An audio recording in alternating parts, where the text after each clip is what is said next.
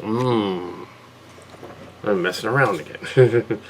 Here we are at, well, it's been almost a year since AdamaCon 2, and 2 years since AdamaCon 1, so this is officially AdamaCon 3.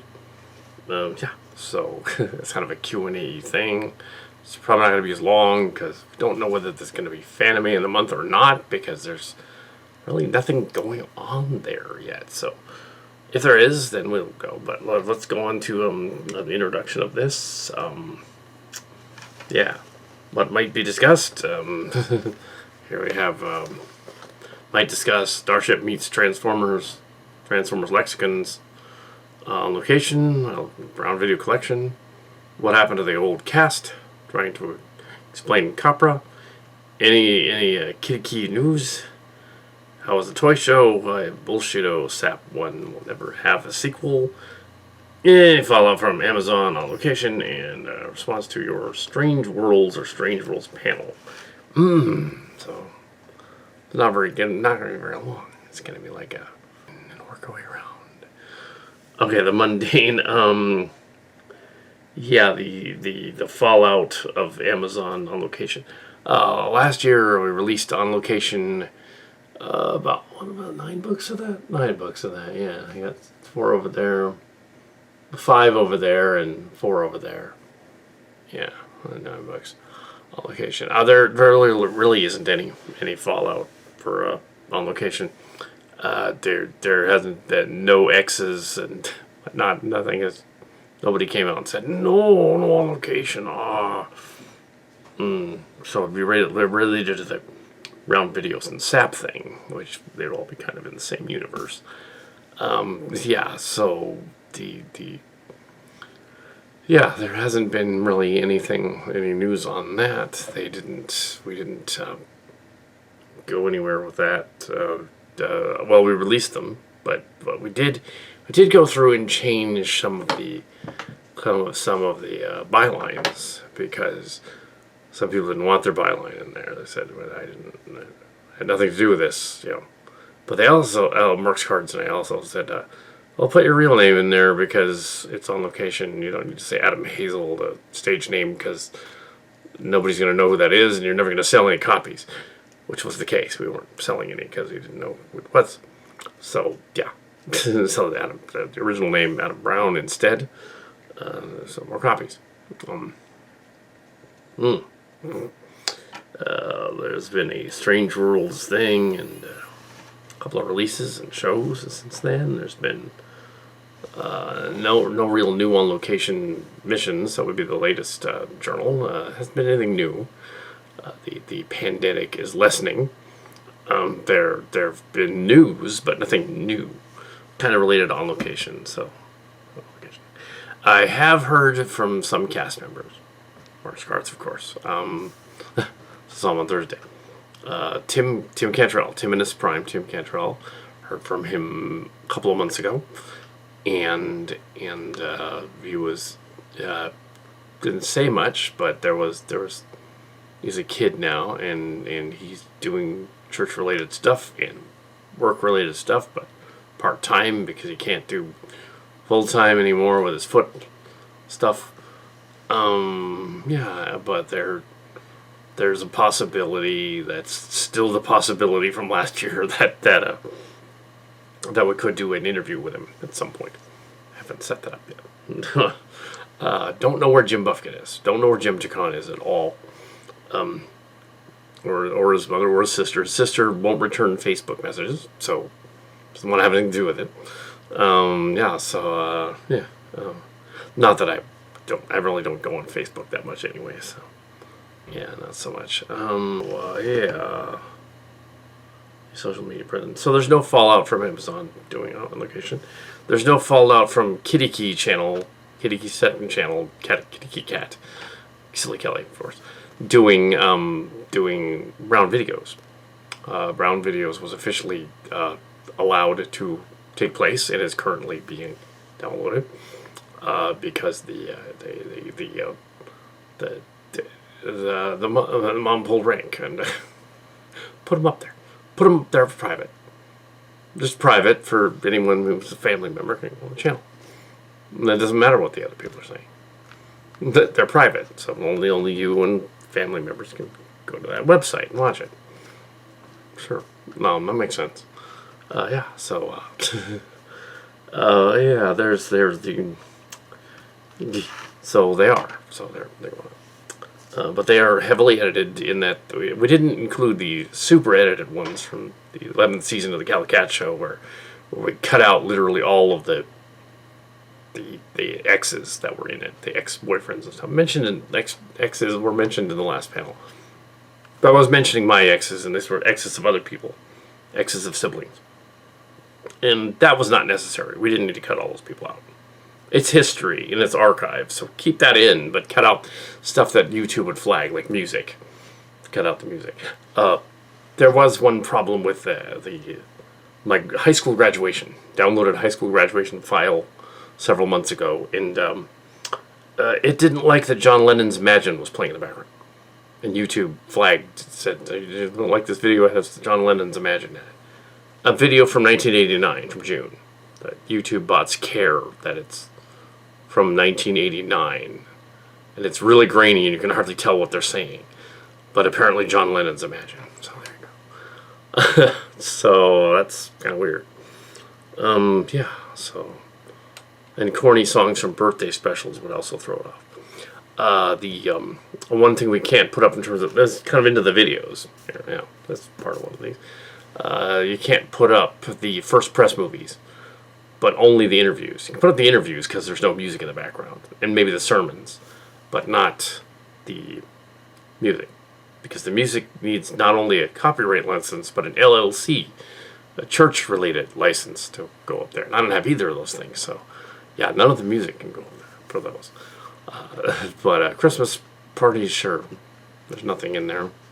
Yeah, birthdays, sure. The only reason that most of them, or about a third of the infamous 28th birthday with the two-car garage can go up is because I took the music out. Let's keep going. Any new Kitty Key news? No, not really. No new Kitty Key news. Yeah, he did. Yeah, that kind of died off, and there's really no, yeah, there's nothing new. The Marshall's Boardist is, I mean, I thought it was fun, but no one seemed to like it. So, there's a channel with brown videos on it, but I seemed to like it. There's a couple of other ones, but, yeah, it really didn't work.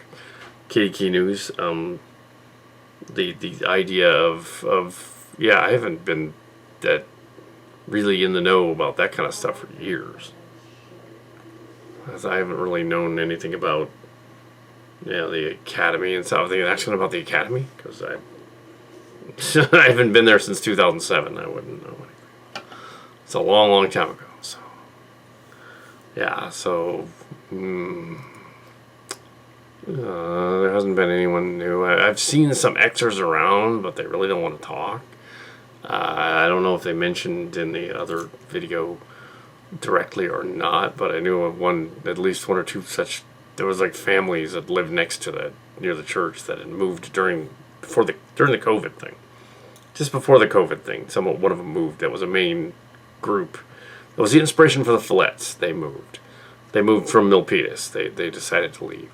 They didn't want to talk about it, even though they were there and called everything. And they moved. The others remained for a while. There was a song parody put up about some of the other group from across Milpitas. That was a family that was inspired by some of them. They did a song parody of No Easy Way Out, and they called it No Easy Way Out of the Jung Swan Cult, which was funny. They also published the songbook thing. I don't know if the other video mentioned what the songbook was, but the songbook was a compilation of chants and stuff from the COL and energy class. And yeah, there was like an internal songbook. And I was one of the people on the writing staff of that songbook years ago in the 90s. And yeah, so I had a copy of the whole thing. We had the Kitty Key do spoofs, reading the song chants, which were poems basically, and then end songs, and then singing them, and then doing a spoof of each one, parody on this one other channel that was on YouTube. Still there, you can watch them. They're pretty innocuous, silly kind of things. Nothing really raunchy or anything, just silly. Yeah. But yeah, it was never slanderous or anything. It was just silly. Nothing approaching anything actionable. Yeah. So yeah, there's nothing new. I think every once in a while, in front of Pete's is one of the old Xers who hangs out over there at the Pete's Coffee and never says anything about it. Just when you think she's going to say something about it, she's like, no, I don't want to say anything about it. You can tell what she's going to, I don't want to talk about the cult. Now, I guess they're still updating some of those, the cult Slayer Us. But not Bullshito. Bullshito's last comment was during the pandemic, and somebody commented, and then they closed the thread after that. There was a Shadow Dancer, he commented, closed the thread.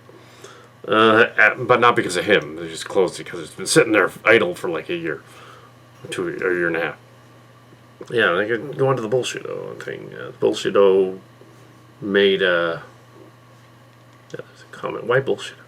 Well, why not? The Xers got to voice their they got to voice their voice. That 35 X students became hundreds of X students, and you figure that there's probably through the whole thing. By the time I left, 5,000 people had gone through the whole thing. Academy, right? 5,000 people. Not all at once. Hundreds at a time over the course of years. 20 years. A little over 20 years. And that many would go over time. And usually they inflate the numbers because they always say like, oh, what? Well, we had 5,000 students. Not all at once. Not like Ernie Ray's, but all at once. No, this was Junction 1. And there were maybe in the heyday in the 90s 200 students in a class during a particular day. 200. That's it. So a particular day, there were, through a particular week, that's 200 in 7 days, roughly. Well, 6 days, let's say. 200 times 6. That's not very many. That's 1,200 students going through the whole thing per week, and it could be repetitive. It could be the same 200 students keeping going back over and over again. So it really wasn't 1,000. It was really the same 200, 300 people coming there every day. So it really wasn't that big. COL wasn't that big. 100 of them. Half of them during the biggest part of it were there. And that's just facts. That's just data. There's nothing wrong with data. Time and place and the Tan Kim show. Data. Raw data. They videotaped a dozen episodes of the Time and Place show, of which 3 aired. 3. And those 3 included Rudy Rutabaga and some local politician lady and somebody else. I was on a taping of the politician lady and on a taping of the third one, which is some Olympian, I think it was. I'm not sure which Olympian it was, but it was an Olympian. It wasn't Rudy. Well, I wasn't in the Rudy one. Back in the day, in the 90s. They used VHS, Super VHS to VHS transfers, clunky box and play. I wasn't in charge of any of that. I was just on the set. The Tan Kim show was better quality. It had more sets. They only made a pilot. Just a pilot. That's it. They tried a revival in 2005, roughly, around the time that she got a great grandmaster thing, doctor, whatever thing. It didn't happen, and then years later in 2012, she was advertising, "Oh, they're gonna do one now because of that master thing that happened in 2011. We're gonna do another one," and it never happened. There were YouTube videos, several released that had the channels and the show, and I was one of the people that in 2008 or so, and visiting on occasion, I'd visited on occasion back then, the one of the Fremont schools. And well, there was only one Fremont school. They made it sound like there were three. There was only one. This was the one that was on Technology Place after San Jose. And they were going to have a 2012 show. They had a set. They had everything set up to do a set. They're going to film the show, and they never really did anything with that either. And that was up for a while. I'm not sure if it still is, but probably not. But yeah, I can mention a name just because the parkour class was cool. Yeah, that was neat. Rerunning, 2008 footage rerunning. Never very good at that, not really. But yeah, I was not involved in that. I just saw the videos on YouTube. I encouraged them, the young saw students back then. I said, why don't you have Grandmaster put up a live channel blog thing and have like in the class and do like a whole thing. And there's a guy named Mr. Campbell. He's saying, oh yeah, we should totally do that. Yeah, he didn't. They never did. They never put up, because that would be cool to have like a live blog thing and just follow the trends and stuff and have them talk about the bullshit. Let them have them rebuttal the extras and say this is what we're doing. I didn't end up doing that. They didn't want to do that. They just didn't want to say it, mention it at all. I've since discovered that the main thing that turned off the Bullshido thing was they figured out that a guy named AG, who is still around, so I don't know of him, but I know that he still has a website, that the guy that they thought was running Bullshido but wasn't. The settlement in 2008 was under the table, and that from the other instructor people, it never went to court. Actually, it sort of did, but it sort of didn't. If you find the old documents, it was a weird case, because it was weirder than the Jane Piedmont joke case, actually, and the Cillian case, because they tried to sue him and then countersue him for breach of contract from training. How are you going to prove that? You can't. It's not possible. So, okay, that's out. That's gone. I can't sue for defamation because you can't prove that he was doing the posting stuff. Or you can't prove actual malice. Either. You can't prove that what they were doing was defamation because it didn't actually ruin their careers at all. The school wasn't open to that point. They had closed from San Jose, and it was that period around the period in which they believed he was on there was around 2007. And they had left San Jose in February 2007, and most of where they were complaining was 2007 post. So most of the complaints were after the other stuff. If you look at the original Bullshido files, there's a 2005 entry, then it jumps 2 years to 2007. So there was like this weird jump in there. And they were trying to prove that stuff happened that could not have happened in the timeline. The judge basically threw it out and said, "Your guys aren't getting anything. Either of you. Get out of my courtroom." Well, I didn't say get out of my courtroom, but it said something to the effect of, "You're not going to get anything." Because, it's not like an out-of-court settlement. It wasn't that. That was a gag order, though. He said, "Well, you probably don't want to discuss this." Well, now that it's been, since 2000 or so. So it was written down somewhere. I read about it. No, it's hearsay. I read about it. That person could totally have made that up. There's the caveat there. He could have completely made that story up and said, "Yeah, haha, I love my friend Jim." He could have completely fictionalized that whole settlement. And there might not have been a settlement at all. He may have just been wishful thinking. He may have been like, "Oh, I wish this had happened." And like the Jane Piedmont character willed his little trial story into existence, saying, "Well, I liked his version or her version, and these other versions, so from my own." So yeah, it's somewhere in between is the truth. It probably was not a settlement because there was no case. It was probably after certain events, there was no case. And yeah, it was probably a hearing more than a trial. That makes sense. And nobody got any money because where would they get the money from? So nobody was abused. Nobody was slandered. Nobody was liable. So they went their separate ways, and that was the end of that. Yeah. So because there are certain things they would have had to admit if they had gone through that.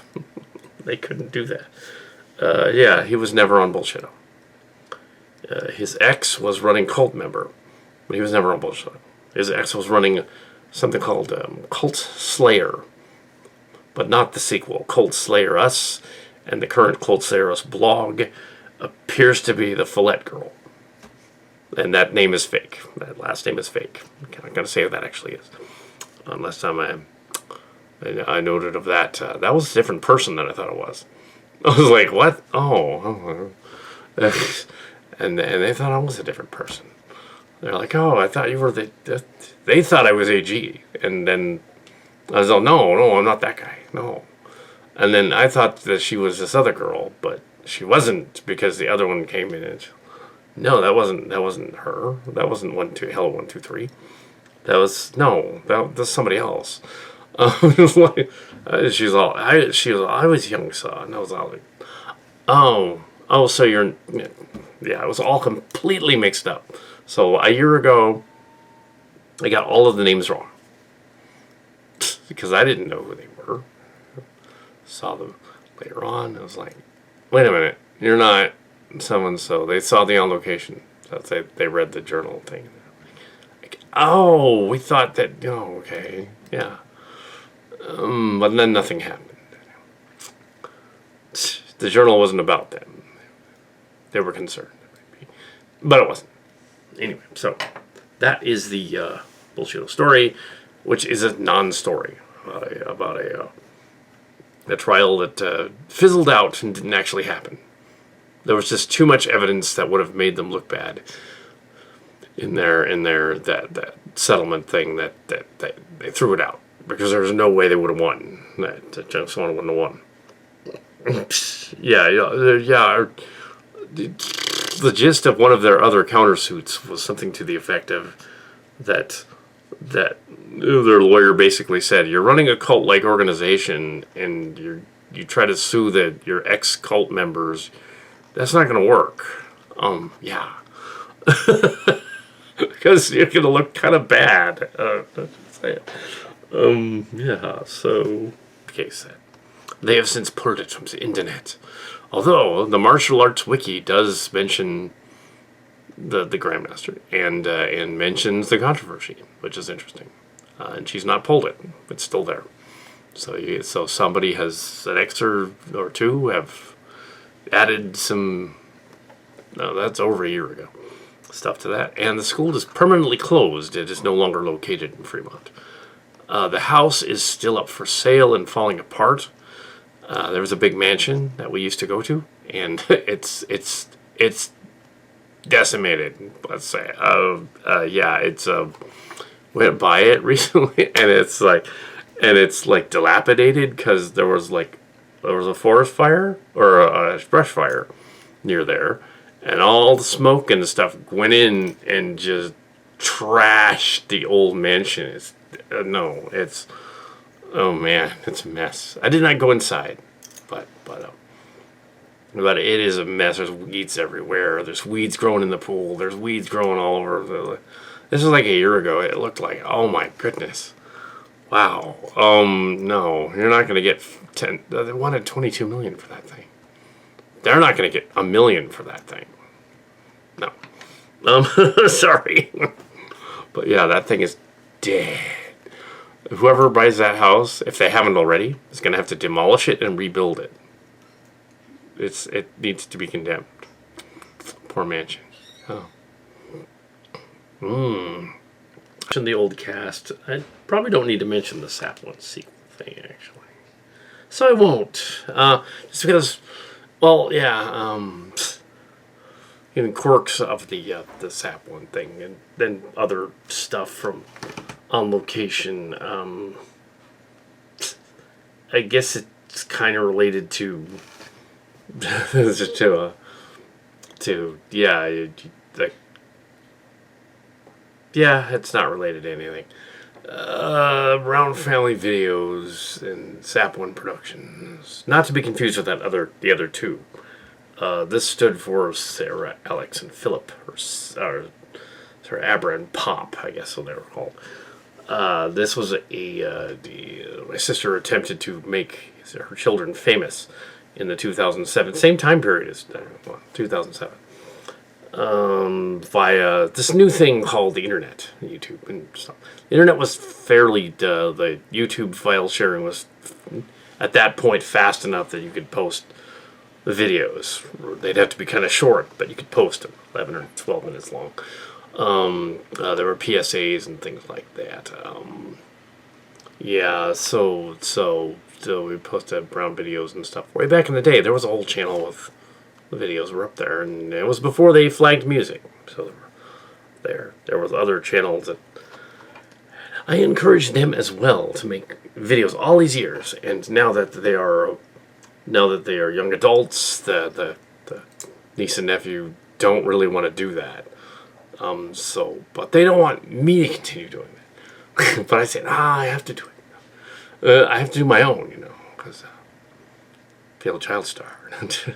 But yeah, they're embarrassed by on location, even though their other stuff on other channels is far more embarrassing than mine ever was. And mine's stuff is really tame, and it's very, very much just chats and blogs and stuff. So what's wrong with it? There's nothing wrong with it. Yeah. So yeah, so they're all adults, and so what? If anything, nobody watches the family video movies because they're family video movies. Yeah, so I guess this is sort of a rambly one then. Any responses to any of these stories? Well, I guess I can go into that a little bit. The old cast kind of went there. Well, the toy show, yes. Oh yeah, I went back to that Super Toy show. Yeah, that was fine. It would have been better if Mark's Cards was there with me, but I went there. That was fine. I told him about it. Told him about those two guys that wanted to get in that weren't vaccinated, so they weren't allowed to go in. They didn't get in. The reason that there was no filming of extra footage outside the con is because of the con's security, and they had rented one hall. So if you were looking for like footage of maybe Kerry or Thompson from Starcrackers walking around the spooky looking convention center, we couldn't film that. I said, no, you can just go in there and come out. You can't go anywhere else in the center. Just in there and come out. So that's what we did. They allowed us to film in there, but we could not wander around the hotel. They wouldn't let the cast member, anybody do that. I guess the rest of it was closed, so we couldn't go elsewhere and wander around. They were trying to keep track of 1,000 people or more, so yeah, so that didn't happen. There was no fallout from Amazon on location. In response to Strange Worlds, not really, unless you count Jason Colavito, who basically PM'd at one point saying, yeah, don't put my name on Strange Worlds and Fallen Ones because I had nothing to do with it. Take that off. But other than that, you can do whatever you want. So we said, okay, Mr. Colavito, we are not going to put your name on any of that stuff. Byline only in the credits, and no name on that. So we did it. Yeah. So, because it's not his story. It's just based on the blog. It's so different that he's like, I disown this. I don't really do it. Nothing to do with that. You're trying to make yourself famous. On my stuff about the sword. That's funny, but I don't agree with it. On the other hand, Andy White, the other guy that was on there, he didn't mind. He was like, oh, give me that. Strange Worlds has been referred to 3 or 4 times on Red Letter Media because they've seen the spoofy characters on there and go like, excellent. They haven't said specifically who it is that's doing it because they don't want to plug my channel on their channel, if that makes perfect sense. So they basically just said, yeah, this fan film thing they had up there. And Rich Evans was playing a Talaxian because I just love Neelix so much. I was like, that's fine. They don't need it. I'm not famous, so that's fine. The other guys all, yeah, they made me lore, which is funny. Mike Stolowska's lore. He's like, oh, that makes sense. Yeah. Explain Capra. Well, what happened to the old cast? I don't know. Well, some of them are around. I was able to put up these brown videos. We'll see how they work out. But I was able to put up some of that stuff just because I'm sure, why not? Also, nothing untoward is in there. So, some of the church cast is around still. I have talked to Scott about the game, Star Trek Online, that he works for part of it. I don't work for part of it. He does, or at least I think he did. I'm not sure if he still is, but he was. I used to like get a certain thing to on the game. I straightened it out that I did not think of the ship in the story. It's just the name, the Chimera, which the name. I don't know the guy that produced the warship Chimera in Star Trek Online. I don't know who that is, but my versions kind of emulate that. It's an interesting coincidence that some of the Star Trek Online ships do look like some of Mycelian ships. It's a coincidence, unless, of course, Scott, who works for them, gave them the idea, of course, but maybe he did. Maybe he did. They have misrepresented and misread the Copyright Act. They've misread the Copyright Act to mean everyone and anyone, even relatives. And that's not what it says. The COPPA Act was meant to keep basically YouTube kids channels from being exploited by weirdos. And that's not even remotely similar to content creators like Kal Kat Show. Content creators like Channel Awesome or something. Content creators like PewDiePie or something. Or something like that. Red Letter Media. Content creator. Well, that's not for kids either. So it was specifically YouTube getting yelled at in 2018 for having something called YouTube Kids, where they were like, well, the copper people got, not the copper people, I guess the FCC, the YouTube version of the FTC got mad at them and said because this channel had become a cesspool, or the YouTube Kids channel had become horrible, a bunch of evil content creators had gone in there, and they were posting clips from horror movies in there, saying, it's for kids, watch Freddy Krueger kill somebody or something. It was like, okay, or watch horrible things happen to animals or something. It was really gross. And like, I'm not going to watch that shit. And it's like, and they got in trouble, so instead of saying, okay, we're just going to close this channel, because they were making a lot of money on the channel, they were making a lot of money on this channel because underage users were using the channel because something titillating and weird, and watch it because I'm not allowed to. It's going to make them want to watch it more, right? And so they were going to the channel where they weren't supposed to. And YouTube's explanation was, we're going to pretend it didn't happen and ban everybody from looking at children's content. Instead of doing the right thing, which would be, let's just cancel YouTube Kids. Say they can't go there at all anymore. It's gone. The channel's deleted. Delete the channel. It's gone. And nobody under 18 can come on YouTube. They'll figure out a way anyway. That's what they should have done. They didn't. They punished all of the content creators. And they said, look, nobody can put any posting of children's stuff on content. And it's like, that's not cool. I mean, what if the channels weren't doing anything at all? What if they were airing weird video. What if they were airing Robin Williams sketches or something, or airing Gilbert Gottfried sketches or something, which would be dirty. It's like, that's not for kids anyway. Gilbert Gottfried, definitely not for kids. The Aristocrats is extremely filthy. Don't play that. Yeah. But yes. Yeah. So they unfair stuff and Trek stuff. Yeah. Yeah. Star Trek meets Transformers, Lexicons, and Strange Worlds. Yeah. So now that it's been 2 years since all Transformers MUSH had started and finished, we had a year ago. Yeah, so yeah, it was amazing. I enjoyed watching it again sometimes.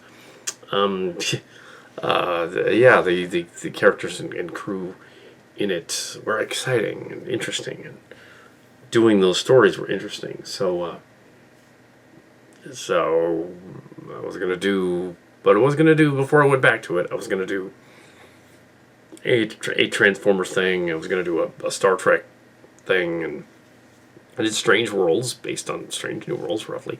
But set in 2403, 2003. 2402 and 03. And I did a season of that, short season. And then I did the Fallen Ones, which is the second season. All in the course of the year and several months, and then I started to work on finding the Lexicons. Well, there's Transformers Legacy, which is the toy line that sort of crosses them all together, sort of like Prime Timelines and that thing. It's kind of like that. I got some of them over here, but so I was gonna do more of that, and went to the Lexicons website to see if there were any characters and MUSH people there, and there were, and who had done stuff in the early 2000s, and said, okay, let's see if there's anything new in there. I want to do some more Transformer stuff. There were several. I looked over about 23 scripts and whittled it down to the best of about best of 7 or 8. Yeah, I wanted at first to use T.L. Aaron's stuff, but all he had was rated R stuff. That was definitely not for kids, and definitely not for adults. Too slashy, so we didn't want to use it. Yeah. So, but I did see some Bon Lean and jazzy stuff and some other stuff. I think of which a little bit of it is in here, but maybe not much. Some other characters.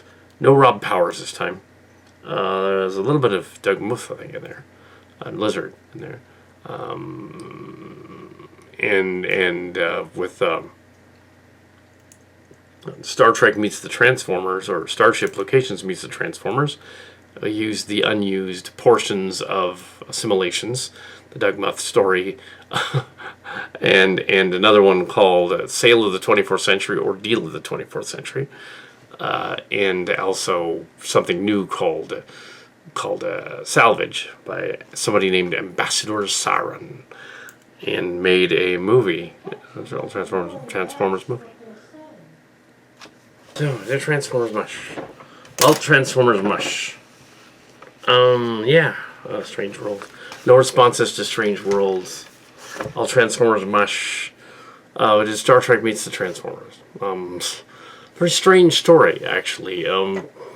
Starts out slow, has a sort of a... Well, they meet the Beast Wars characters from Kingdom, and then the Galvatron, and then it goes into them meeting Hound, who's actually like playing Swindle, but it's Hound. The original story was actually Swindle, and he was going to meet Deep Space Nine, and that just was really problematic, so we didn't do that.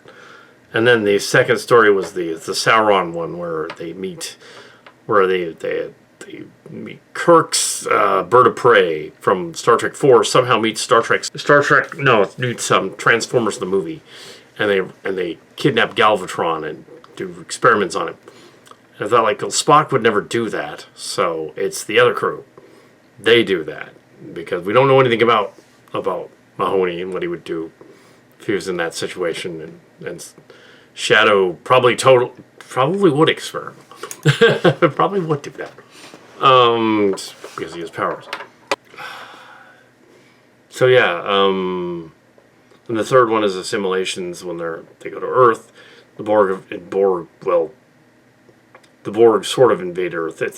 It's similar to the those old Godfrey Ho karate movies with Pierre Kirby. In that the footage of the Borg and the footage of the zombies from A3 games and the footage of Grand Theft Auto 5 crashes is thrown in there as if they're interacting with it because there was no actual action footage filmed in the script. So there's like this weird footage they're reacting to and it doesn't match. Like a Pierre Kirby. It works though surprisingly well. It's cheap.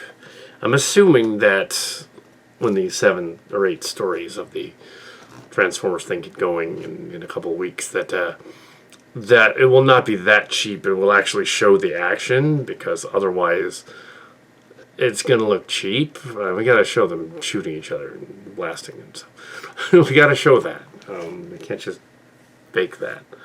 But yeah, it's just.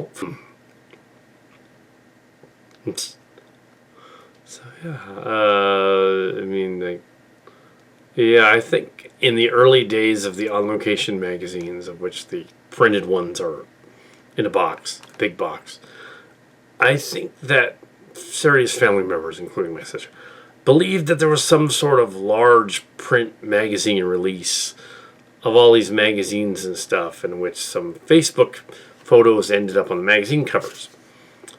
And there weren't. Not a single Valley Stories or First Press, the series, or On Location, was ever put to print anywhere except here in the house somewhere. Those one single copies of each one of those On Location magazines never left the house. They've just been sitting in a box. They've never been put up online anywhere. They never left the house. The only thing that the journals, some of the journals were up online back in the day, but but they've never left the house. The old Transformers MUSH thing, yeah, that's different. That's other stuff that has, but even there, all Transformers MUSH, those scripts from the past 2 seasons, we are not posting those online because they are technically archived of someone else's script that's been altered. And we don't own the rights to them and don't know who they are. They're under pseudonyms, so we cannot post the scripts for the Transformers MUSH online. If you want to see some versions of them, we can tell you where to go as other people have archived them. If you want to see Corrosion of War Without End, that's pretty easy to find in book form. Because Rob Powers put it out, and so did Lexicons, or in some fragmented form, and somebody else did too. There are 3 different versions of that original story with Rob Powers. You can go find that. It had nothing to do with that. Go find his version. Transitions and Underground, Ivy Bundling, that kind of stuff. The Transitions, the Dagmuth stuff, the Assimilations, Deal of the 24th Century, Ambassador Sauron's story can all be found on Lexicons. If you want to go and read those,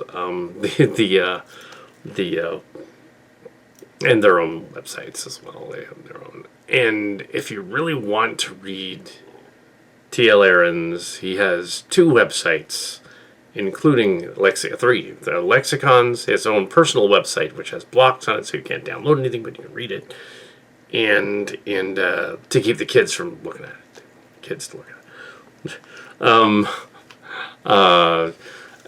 Yeah, you can read them. They're graphic and twisted, so enjoy. Didn't have nothing to do with that either.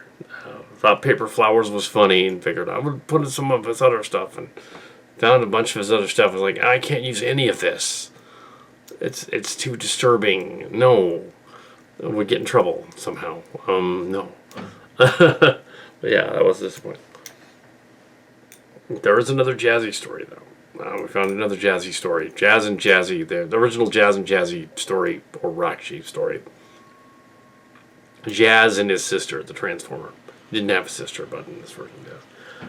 There was another one, and we were using that. We have another one, so we're doing that one. Also, I think there's another one of the Andraxis saga in there, but I don't think we're... Yeah, I think we ended up using it, though, so maybe that's not in there. Let me check that.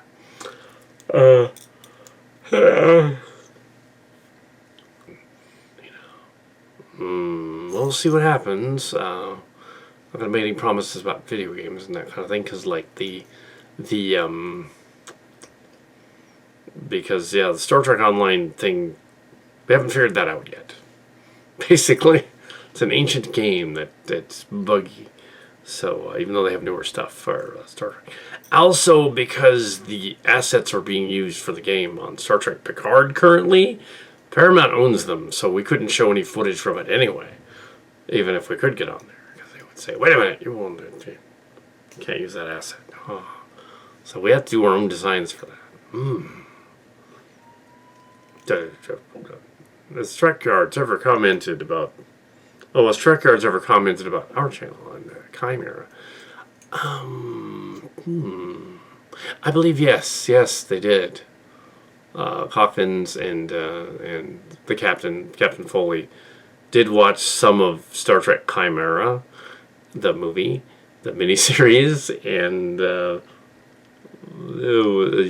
they just didn't get into it. Foley couldn't get into it. Hawkins was a little more into it, and he was like, "Well, I did appreciate that this fan made a next generation feeling animated thing with Q and Picard. That's neat." But yeah, other than that, and it did. It was neat. Yeah. So,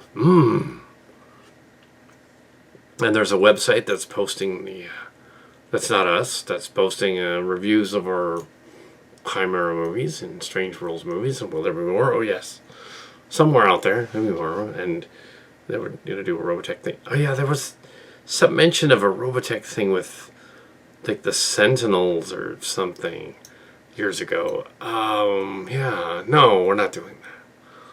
Yeah, that would have been too ambitious. That was I don't know what we're talking about. Let's do the Sentinels like the books. Let's adapt the books. They weren't really that good. So, and also they wouldn't fit in this timeline because Rick Hunter and crew have come home, and it's a different universe. Really, we do. So yeah, and as you know from the Robotech history, the Japanese version of Robotech, the third generation, the Matsupedia, Space Climber Matsupedia, didn't have the Rick Hunter's expeditionary force in it at all. The force that was attacking them was Jupiter section, from the Earth galaxy planet Jupiter thing, and their solar system. And so the battle at the end with the synchro cannons and the attack on the Invid Hive was from Jupiter. It was not from an Earth expeditionary force. Ergo, Rick Hunter had nothing to do with it. And he wasn't there, so that weird cliffhanger at the end of Robotech was put there by American bad dubbing. And he was not there. And that wasn't his force at all. That was just some other group. Also, the part where they tried to tie in I believe it was the Masters had an SDF ship, the old men that took over the SDF ship. That was not them either. That was just another group from Mars Division that crash landed there, and yeah, it's a different group. So all that was completely different in the Japanese version, and the Invid with the Inbit in that version. Yeah, they were different. We're not doing the Sentinels. There were 60 episodes of that. We're in the storybook. I don't have any scripts for those. would be kind of impossible. The storybooks, I'm not going to render the storybooks. It wouldn't make sense. Also, where they go wouldn't make sense. It's the same problem why we can't do a Canary Space movie yet, because we want to. Well, we can't, because how are we going to do 7-foot lizard aliens running around? How are we going to do that? They'd have to be there. And there'd have to be 3-foot tall little gray aliens running around as well. How are we going to do that? We can't do that. Unless somebody sells a bunch of lizard aliens and gray aliens, we make them look like they're supposed to be. It's going to look weird. And velociraptor aliens as well. Not just lizard ones, but dinosaur ones. Dinosaur ones. And bug aliens. 7-foot bug aliens. One's a queen, like an ant. How the heck are we going to do that? No. We can't do that.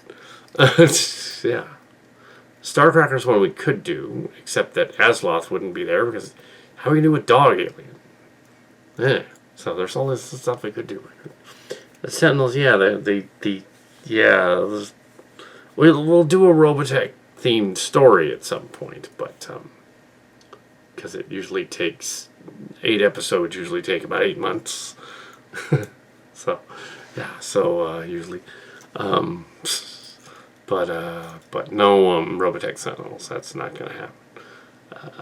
We did bring Rick Hunter home in the Rick Hunter universe in Transtech. Brought him home. Established. He comes home in End of the Circle. We did our homage right there to the End of the Circle. You can watch that on the channel. We did that. We not only brought them home, we continued the story after the events of the Expeditionary Force and connected it to the Shadow Chronicles, and basically said some of the Shadow Chronicles didn't happen, some of it did, but a great deal of it didn't. And turns out the Shadow people were not really much of a threat. Turns out, nope. It was the Invid all along tricking them. There was other Inbit kind of crossing over with the Japanese version of its roots, fixing it. Also, we had a lot of doing that. Yeah. So we had a sort of a Ultron sounding Invid commander regent. It was not James Spader. It was I'm the Invid. Yes. But it wasn't James Spader. You get a 4 James Spader? No. We had the Children of the Shadow, the Shadow's Return. We did that. Tommy, you never finished. So we did. Went on to Space Bridge, and then went from there. Space Bridge, Bioship Mystery 1 and 2, and went on from there, and then All Transformers MUSH. And then the rest is history, and published a miniseries of the Transtech over again, and then All Transformers MUSH again. And now it's Lexicons. It's called Lexicons because we've taken the 8 stories from Transformers Lexicons, the website, the PG ones, not the slash. There are slash ones there, so be warned when you go there. Slashy stories, but now these days. The younger generation doesn't do a lot of reading, so they probably don't really read them. It's going to be X-Geners and early millennials are going to read it. And they're going to... so we can't publish anything they've published, obviously. Although they did lift the moratorium on... over there at Robotech land about a year ago, they did lift the thing on releasing Macross and Robotech related materials. Apparently the license expired, and the original Tatsuna Productions gets to put out their stuff. They've released mainly action figures and merchandise, of which is way too expensive to buy, but yeah, they have released merchandise, Robotech ships and stuff, which is cool, but not videos yet so far. Have we not had an announcement about the release of that bizarre Macross 7 That's just that ADV video put out in 1994. We haven't had a re-release of that. I have not yet seen the Star Trek The Motion Picture re-edit, but I understand there are some errors in it. Well, they didn't ask me, so there you go. Anyway, that is AdamaCon 2 for now.